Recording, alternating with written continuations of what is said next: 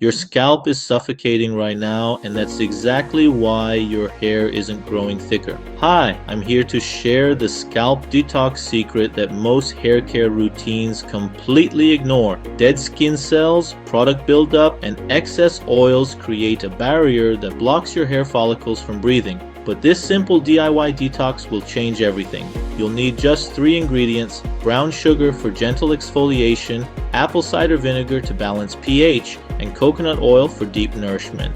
That's it. Mix 2 tablespoons of brown sugar with 1 tablespoon of apple cider vinegar and 1 teaspoon of melted coconut oil. Stir until you get a paste-like consistency. Apply this to damp hair, focusing on your scalp. Massage in circular motions for 2 minutes. This is where the magic happens. The gentle scrubbing removes buildup while the vinegar clarifies and the coconut oil moisturizes. Rinse thoroughly with lukewarm water, then shampoo as normal.